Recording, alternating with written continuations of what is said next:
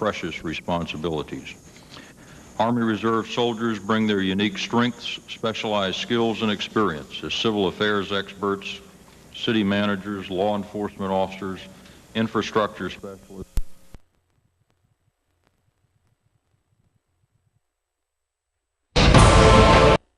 Yeah, I got him. There's Vincent, swimming his freestyle.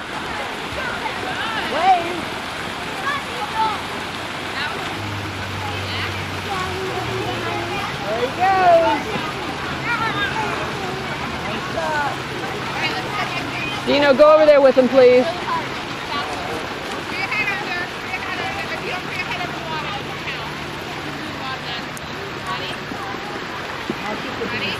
Yeah. Yes, ma'am.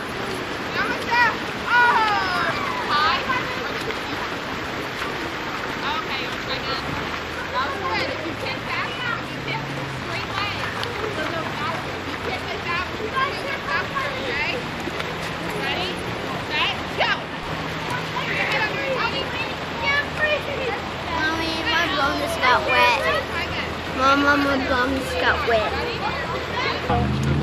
Mommy, my bum just got wet. Good, Meg. Is that okay? Yeah. But now I feel like going in all the way. Vincent, I'm very impressed. Keep up the good work. You getting him? Yeah.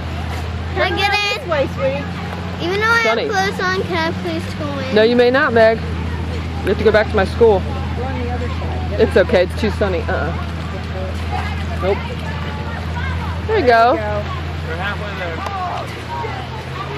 Button right there. That button right, REC. Mhm. Okay.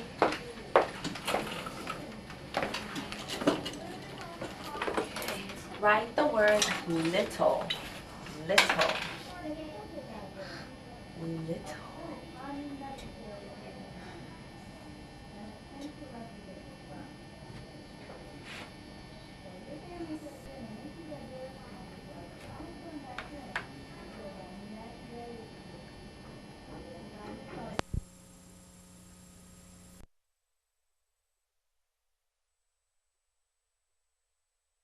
By so many Iraqis over the past weekend. All the Iraqis who faced the danger of going to vote Sunday had a finger stained with purple ink to prove they had cast their ballot. The images of brave people willing to carry an obvious sign that they were defying the insurgents have been seen all over the world. Louisiana Congressman Bobby Jindal wants to demonstrate his solidarity with those Iraqi voters. He plans to dip his finger in purple ink before tonight's State of the Union address. If I were there, and I won't be there, I would have done the same. The Republican representative says he'll have the ink available for any of his colleagues who want to support the Iraqis and other people in the world seeking freedom. I'm wondering how many Democrats will follow suit tonight and choose to deny what happened on Sunday in Iraq was a major, major victory. Well, I'd say it sounds a bit like a stunt to me, Reverend. Why, if Bobby Jindal, who is, I think, the youngest member of Congress, is so all fired up about this war, why didn't he enlist? We got 150,000 of our finest young men and women over there. They need an exit strategy, not a stunt from a congressman on the House floor. Well, I don't know Bobby Jindal, but I admire the fact that he is doing something. You know, I wish I'd thought it before I came on the show today. That's a great idea, and I hope that even some of the Democrats will dip their finger in the ink and admit that millions of Iraqis, for the first time in their lifetime, voted. Half of them were women. Something like that happened in Afghanistan recently. It is something that hasn't happened in the world before. God bless George W. Bush. Well, we will have plenty to debate about that. Speaking of our president, remember how in last year's State of the Union address, President Bush declared war on steroids? Found that ironic, since when he owned the Texas Rangers, Mr. Bush traded for Jose Canseco, who was known as the Typhoid Mary of steroids. So what will be this year's goofy idea from the president? Well, here's a thought. Wage war on long hair, Mr. President. See, right-wingers have always hated long hair on men, other than Jesus, that is. And look at Johnny Damon of the Boston Red Sox. Why, Mr. President, he looks like a caveman. I have to admit, I got the idea from another world leader who's often misunderestimated as the hapless son of the former leader. Kim Jong-il of North Korea. The Associated Press, that is, reports that the communist dictator is waging war on long hair, ordering hirsute comrades to get a haircut. The beloved leader himself has reportedly trimmed his famous pompadour. He may be leading the axis of evil, but at least he believes in personal grooming. I do hope the president doesn't sink to the kind of stunts he did last year with steroids, Reverend. I hope he keeps it on. Well, you and I don't have any problems. Mine is quite thin, and yours not doing badly. But I'm not hung up on hair. At Liberty, however, we do require the boys to have just one head of hair. It's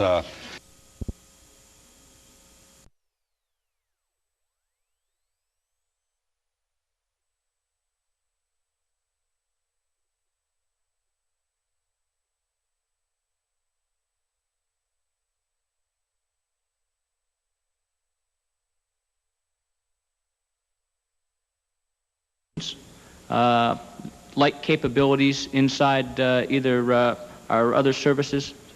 And we also went and looked at extending the 12-month boots on the ground to include 6 months of post-mobilization training so that we could bring units on and get them fully trained up. Because some of these units in the Guard and Reserve were at a lower level of manning or equipping. And so we took all those measures and were able to source the OIF-2 rotation. But it was a struggle. We had the same struggle with the OIF-3, but because of modularity, as I've already pointed out, where we were able to get the 3rd Infantry Division modularized, as well as calling upon the National Guard for their 7 brigades, we were able to balance that and build the 101st and 4th ID and 10th Mountains new brigades, and that bought us some time. As we look at OIF-4, we're able to now source active Guard and Reserve what the combatant commander has requested. And some of it is reallocation of forces, some of it is cross-leveling units, which we've been doing anyways, as I've already explained, because of the type of units that the combatant commander wants. Our units weren't formed up that way anyways. And so we're in a constant transformation. If you look at just numbers of population in the Guard and Reserve, you'll come to a different conclusion.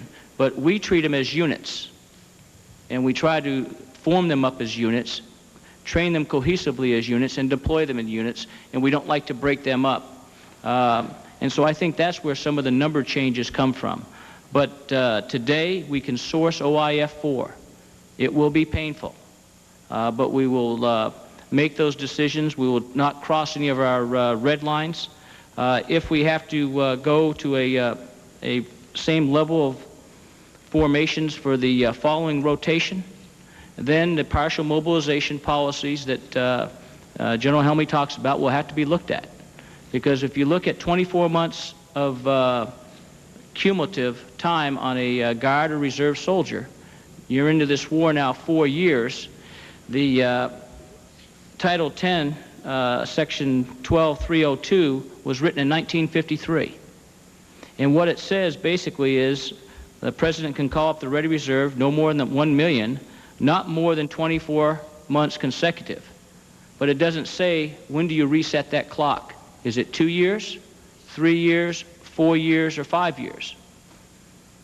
We're not there for that discussion yet. We're looking at getting the sourcing done for OIF-4, and then we're continuing to work with the all departments and trying to figure out if we're going to have to go back and look at the partial mobilization policies if the level of commitment for the next rotation is as high as what we think it will be. So those changes that General Helmley has talked about are not off the table as yet? No, we're still discussing them. General Helmley and I, let me back up.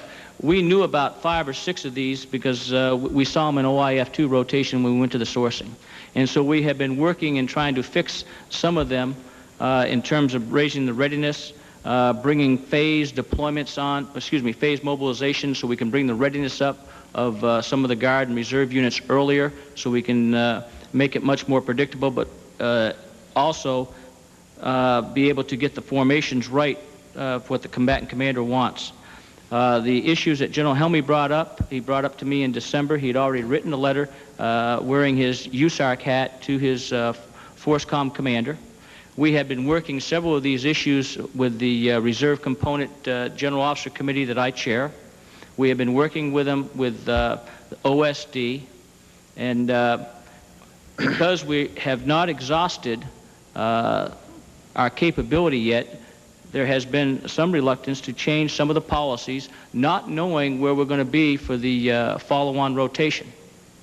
And I think they've been prudent measures, although, again, what we try to do is protect the unit integrity of some of these units that General Helmy has to send, because, as you know, some of them are about 34 or 35-man detachments.